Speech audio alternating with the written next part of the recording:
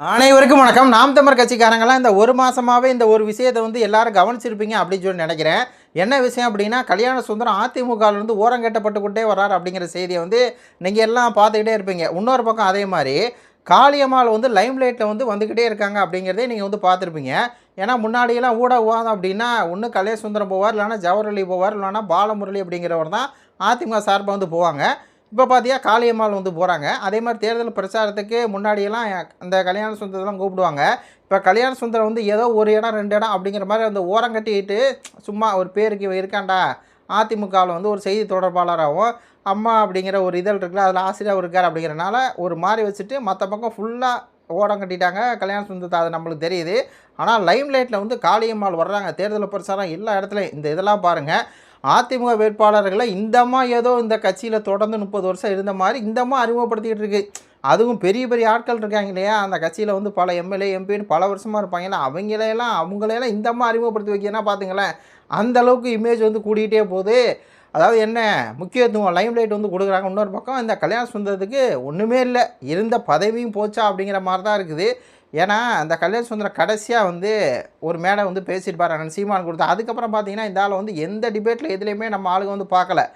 அப்போ கூட அண்ணன் சீமான் அவர்கள் கொடுத்து வந்து ரொம்ப இழிவாக வந்து பேசினார். அப்புறம் நாம் தமிழர் கட்சிக்காரங்க எல்லாத்துலேயும் வந்து செருப்படி வாங்கினார். அதனால தான் இருக்குமோ அப்படிங்கிற மாதிரி தான் நம்ம வந்து விசாரிக்கும் போது பல தகவல் வந்து சொல்கிறாங்க. என்னென்னா இந்த கல்யாண சுந்தரம் வந்து சொல்கிறாரு, இந்த மாதிரி நாம் தமிழர் கட்சி தம்பி அண்ணன் சீமான் வந்து விக்னேஷ் அப்படிங்கிற தம்பி வந்து இறந்தார். அந்த தம்பியை போய் சீமானுக்கு சந்திக்க ஏதாவது சீமான் துணிவு இருக்கா அப்படின்னு சொல்லி கேட்டார். ஏன் அவ்வளோ தூரம் கேட்குறாருன்னா, அண்ணன் இடுமான கார்த்தி வந்து சொல்லியிருப்பார், இந்த மாதிரி பொள்ளாச்சியில் 1000க்கு மேற்பட்ட பெண்கள் பாதிக்கப்பட்டாங்க, அதில் அதிமுக சேர்ந்தவங்க தான் இருந்திருக்காங்க, ஆட்கள் தான் வந்து அது பண்ணாங்க. அதே மாதிரி எடப்பாடி பழனிசாமி வந்து ஒரு சிறந்த நிர்வாகியே கிடையாது, பொள்ளாச்சியில் 10 பேரை சுட்டு கொண்டுட்டு டிவியில் பார்த்து தெரிஞ்சுக்கிட்டேன்னு சொன்னார். இவரெல்லாம் முதலமைச்சர் இருந்தாருன்னா நாடு சுடுகாடாக தான் போகும் அப்படின்னாரு.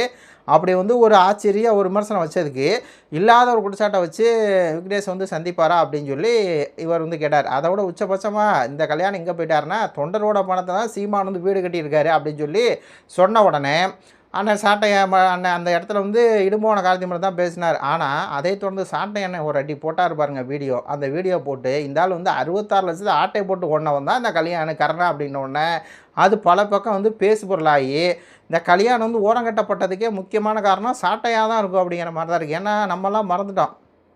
நம்மளுக்கு கூட பல பேர் வந்து சொன்னாங்க, இந்த ஆள் வந்து திருட்டு பணம் வந்து எங்கே கிடச்சா வாயை வந்து வாடகை கொடுக்கக்கூடியவர் தான் இந்த கல்யாண சுந்தரம். ஒன்றும் இல்லைங்க, இவர் வந்து அதே மேடையில் சொல்கிறாரு, சீமானுக்கு வந்து கொள்கை தெளிவில்லை அப்படிங்கிறாரு. இந்த எடப்பாடி பழனிசாமி கொள்கை தெளிவுள்ளவர் தான் பாஜகவோட கூட்டணி வைக்க மாட்டேன் அப்படின்னு அதுக்கப்புறம் பாஜகவோட கூட்டணி வச்சவர். அதை விட சொல்கிறார் சீமானுக்கு தத்துவ தெளிவில்லைன்னு.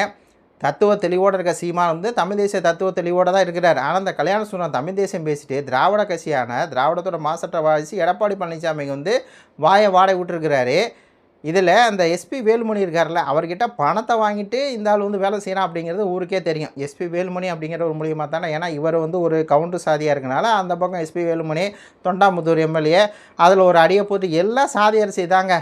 எப்படி காளியம்மாள் வந்து நான் வந்து பரதவர் அப்படின்னு சொல்லி ஒரு சாதி அரசியல் பண்ணுதோ, அதே மாதிரி தான் கல்யாண சுந்தரம் அதுக்கு முன்னாடியே அந்த சாதி அரசியல் பண்ணிவிட்டு தொண்டாமுத்தூர் பகுதியில் எஸ்பி வேலுமணிக்கு வந்து சிங்சாக் வேலை பார்த்துக்கிட்டு இருந்தவர் தானே. அப்போது இந்த இந்த பேச்சு பேசுகிறாரு, அண்ணன் சீமானுக்கு எதிராக பேச்சு பேசுகிறாரு. அதைத் தொடர்ந்து அதிமுக ஆட்சி 2016 எடப்பாடி மெயினாக 2017 21 வரையும் இந்த அதிமுக வந்து எடப்பாடி என்னென்ன மக்களுக்கு துரோகம் செய்கிறார் அப்படிங்கிறத சாட்டை என்ன பேசுகிறார், நான் பேசுகிறேன், கார்த்தினை பேசுகிறாங்க, இன்னும் நம்ம ஆளுங்க வந்து மேடைக்கு வந்து பேசுகிறாங்க. இதனால என்ன ஆகுதுன்னா அதிமுக திருப்பி வந்து ஆட்சிக்கு வர வாய்ப்பு வந்து இழக்குது அப்படிங்கிறது தெரிஞ்சிருச்சு.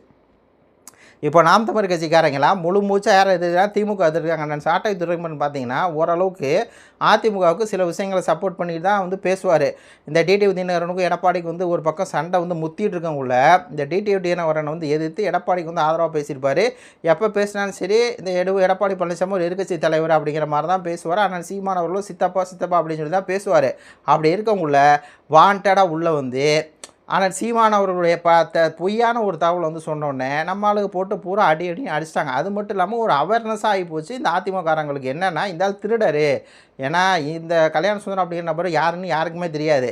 சீமான் அவர்கள் தான் வந்து கல்யாண சுந்தரம் வந்து வளர்த்து விட்றாரு. 2016 வாய்ப்பு கொடுக்குறாரு, அப்புறம் வந்து 19 வந்து வாய்ப்பு கொடுக்குறாரு. அப்படிலாம் வாய்ப்பு கொடுத்ததுக்கு அப்புறமும் பணத்தை ஒருத்தர் திருடிட்டு போயிருக்காரு. அந்த பணத்தை வந்து மற்ற கட்சி மற்ற இடங்களுக்கு கொடு அப்படிங்கும்போது திருடிட்டு போயிருக்காருன்னா இவர் எப்படிப்பட்ட ஒரு திருடராக இருப்பார் அப்படிங்கிறது அதிமுககாரங்களுக்கு அந்த எடப்பாடி அவர்களுக்கெல்லாம் வந்து தெரிஞ்சிருக்கும். ஏன்னா இந்த ஜவஹர்லி அப்படிங்கிற நபர் தான் வந்து அதிமுக செய்தி தொடர்பாளராக இருப்பார்.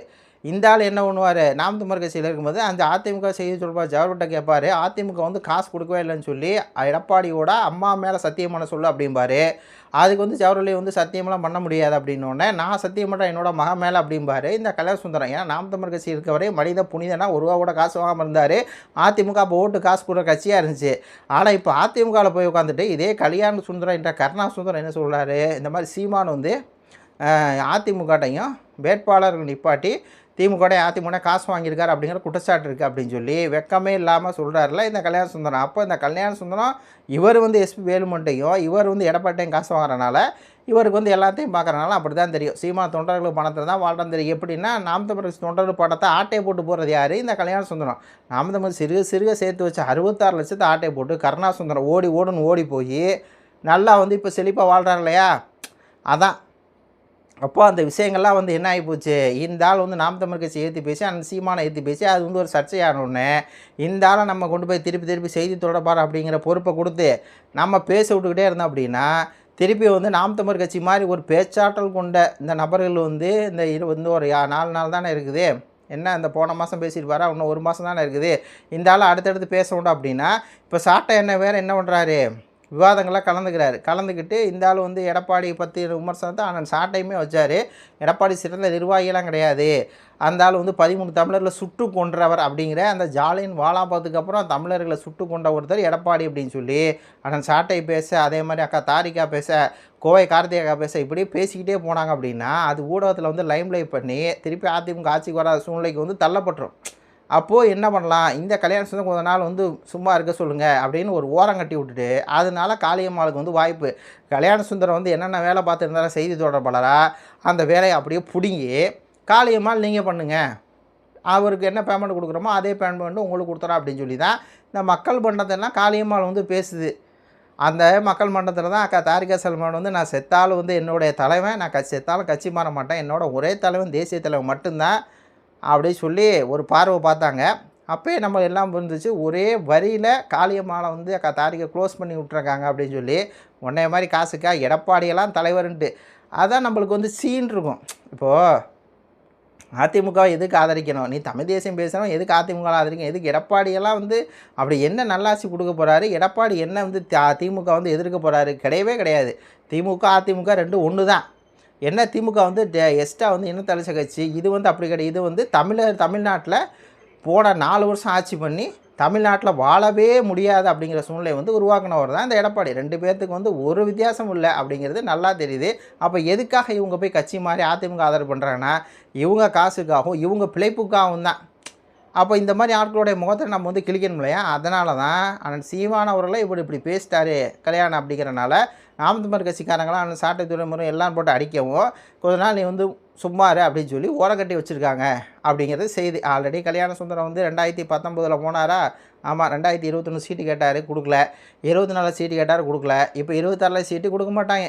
கடைசி வரை எடப்பாடி வந்து ஆட்சிக்கு வரணும், எடப்பாடி ஆட்சிக்கு வரணும், அம்மா ஆட்சி அமைக்கணும், எம்ஜிஆர் ஆட்சி அமைக்கணும் அப்படின்ட்டு இந்த கல்யாண சுந்தரம் கூவிகிட்டே இருக்க வேண்டியதான் அப்படிங்கிற மாதிரி தான் இருக்குது. ராஜீவ்காந்தியாவது அந்த சீட்டு கிடைக்கிற நிலைமைக்கு போய் கடைசி நேரத்தில் ஒரு பர்சனல் அட்டாக் வந்து உள்ளே பண்ணி கிடைக்காம போச்சு. ஆனால் கல்யாண சுந்தரத்துக்கு அந்த வாய்ப்பு கூட இல்லை. கடைசி வரை எடப்பாடி புரட்சி தமிழர் வாழ்க, எடப்பாடி வாழ்க, ஜெயலலிதா வாழ்க, அம்மா வாழ்க, எம்ஜிஆர் வாழ்க அப்படின்னு சொல்லிட்டு இருக்க வேண்டியதா அப்படின்னு சொல்லிட்டு இந்த காணொலியை முடிச்சுக்கிறேன். நன்றி, வணக்கம்.